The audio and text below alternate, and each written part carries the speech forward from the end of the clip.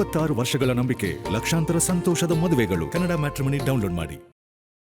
ಹಾಸನ ಜಿಲ್ಲೆಯ ಮಲೆನಾಡು ಭಾಗದಲ್ಲಿ ಕಳೆದ ವಾರ ದೊಡ್ಡ ಮಟ್ಟದಲ್ಲಿ ಮಳೆಯಾಯಿತು. ಅದರಿಂದಾಗಿ ಪ್ರಕೃತಿಗೆ ಒಂದು ರೀತಿ ಜೀವ ಕಳೆ ಬಂದಿದೆ. ಜಲಪಾತಗಳು ತುಂಬಿ ಹರಿತಾ ಇದ್ದಾವೆ. ಸೊ ಜಲಪಾತ ನೋಡಲಿಕ್ಕೆ ಸಹಜವಾಗಿಯೇ ಮತ್ತು ಪ್ರವಾಸಿ ತಾಣಗಳಿಗೆ ಸಹಸ್ರಾರು ಸಂಖ್ಯೆಯಲ್ಲಿ ಜನ ಬರ್ತಾ ಇದೆ. ಆದರೆ ಸುರಕ್ಷತೆ ದೃಷ್ಟಿಯಿಂದ ಮಳೆ ಬರ್ತಕ್ಕಂಥ ಸಂದರ್ಭಗಳಲ್ಲಿ ಪ್ರವಾಸಿ ತಾಣಗಳಿಗೆ ಪ್ರವಾಸಿಗರನ್ನು ನಿರ್ಬಂಧ ಹೇರಲಾಗಿತ್ತು. ಆದರೆ ಮಳೆ ಕಡಿಮೆ ಆಗಿದೆ, ಪ್ರವಾಸಿಗರು ಬರ್ಬೋದು. ಆದರೆ ಬಂದಿರತಕ್ಕಂಥ ಪ್ರವಾಸಿಗರು ಹೇಗಿರ್ತಾರೆ ಅಂತಕ್ಕಂಥ ಪ್ರಶ್ನೆ. ನಾವೀಗ ಸಕಲೇಶಪುರ ತಾಲೂಕಿನ ಹಾನಬಾಳಿಗೆ ತೆರಳತಕ್ಕಂಥ ಮಾರ್ಗದಲ್ಲಿರ್ತಕ್ಕಂಥ ಅಬ್ಬಿ ಜಲಪಾತದಲ್ಲಿದ್ದಾವೆ. ರುದ್ರರಮಣೀಯವಾಗಿರ್ತಕ್ಕಂಥ ತಾಣ, ಇದೊಂದು ಸುಂದರವಾದ ತಾಣ. ಇಲ್ಲಿ ಬಂದಿರತಕ್ಕಂಥ ಪ್ರವಾಸಿಗರು ಒಂದು ರೀತಿ ಅಕ್ಷರಶಃ ಹುಚ್ಚಾಟ ಆಡ್ತಾ ಇದ್ದಾರೆ. ಜಲಪಾತವನ್ನು ನೋಡಬಹುದು, ಆದರೆ ಜಲಪಾತ ನೀರಿಗೆ ಇಳಿವಾಗಿಲ್ಲ ಅಂತಕ್ಕಂಥದ್ದನ್ನು ಲೆಕ್ಕಿಸದೆ ಜಲಪಾತ ನೀರಿನಲ್ಲಿ ಇಳಿದು ಆಟ ಆಡ್ತಕ್ಕಂಥದ್ದು, ಸ್ವಿಮ್ಮಿಂಗ್ ಮಾಡ್ತಕ್ಕಂಥದ್ದು ಮಾಡ್ತಾ ಇದ್ದಾರೆ.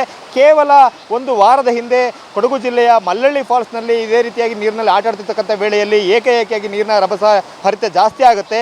ಇಬ್ಬರು ಯುವಕರು ಸಿಲುಕೊಳ್ತಾರೆ.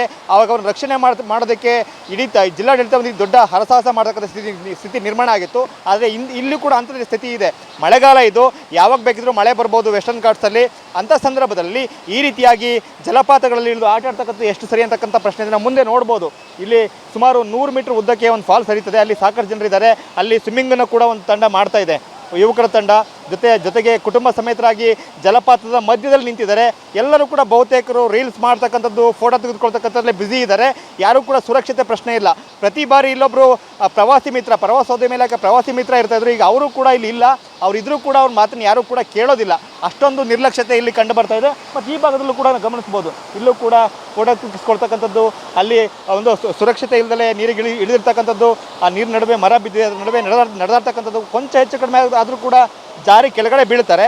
ಅದರಿಂದ ಅನಾಹುತ ಆಗುತ್ತೆ. ಇಷ್ಟೆಲ್ಲವನ್ನು ಕೂಡ ಲೆಕ್ಕಿಸದೆ ಈ ರೀತಿಯಾಗಿ ಪ್ರವಾಸಿಗರು ಒಂದು ರೀತಿ ಹುಚ್ಚಾಟವನ್ನು ಆಡ್ತಾ ಇದ್ದಾರೆ. ತಾಲೂಕು ಆಡಳಿತ ಮುಂದಿನ ಆದೇಶದವರೆಗೆ ಪ್ರವಾಸಿ ತಾಣಗಳಿಗೆ ನಿರ್ಬಂಧ ಅಂತ ಹೇರಿದೆ. ಆದರೆ ಮಳೆ ಕಡಿಮೆ ಇದೆ. ಸಹಜವಾಗಿಯೇ ಸಕಲೇಶಪುರ ಅಂತ ಹೇಳಿದ್ರೆ ಕರ್ನಾಟಕದ ಸ್ವಿಟ್ಜರ್ಲ್ಯಾಂಡ್ ಅಂತ ಕರೀತಾರೆ.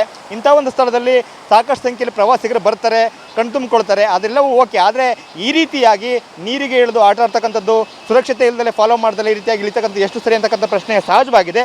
ಹಾಗಾಗಿ ಇಂಥದ್ರ ವಿರುದ್ಧ ಕ್ರಮ ಆಗಬೇಕು. ಜೊತೆಗೆ ಏನು ಈ ಒಂದು ಇಲ್ಲಿ ಬರ್ತಕ್ಕಂಥ ಪ್ರವಾಸಿಗರು ಕೂಡ ಒಂದಷ್ಟು ಸುರಕ್ಷತೆ ಕೈಗೊಳ್ಳಲಿಕ್ಕೆ ಬೇಕಾಗಿರ್ತಕ್ಕಂಥ ಕ್ರಮಗಳು ಕೂಡ ಆಗಬೇಕು ಅಂತಕ್ಕಂಥ ಪ್ರಶ್ನೆ ಇದೆ. ಸೊ ಈಗ ನಾವು ನಮ್ಮ ಕಣ್ಣು ಮುಂದೆನೇ ಕಾಣ್ತಾ ಇದೆ. ಇವತ್ತು ವರ್ಕಿಂಗ್ ಡೇ, ಇಂಥ ದಿನವೇ ನೂರಾರು ಸಂಖ್ಯೆಯಲ್ಲಿ ಪ್ರವಾಸಿಗರು ಬಂದಿದ್ದಾರೆ. ವೀಕೆಂಡ್ಗಳಲ್ಲಿ ಇನ್ನೂ ಹೆಚ್ಚಿನ ಸಂಖ್ಯೆಯಲ್ಲಿ ಪ್ರವಾಸಿಗರು ಬರ್ತಾರೆ.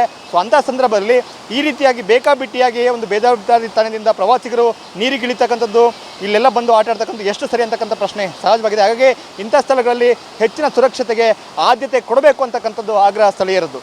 ಕ್ಯಾಮ್ರಾಮನ್ ಮಹೇಶ್ ಜೊತೆ ಮಂಜುನಾಥ್, KB, TV9 ಹಾಸನ. 26 ವರ್ಷಗಳ ನಂಬಿಕೆ, ಲಕ್ಷಾಂತರ ಸಂತೋಷದ ಮದುವೆಗಳು. ಕನ್ನಡ ಮ್ಯಾಟ್ರಿಮನಿ ಡೌನ್ಲೋಡ್ ಮಾಡಿ.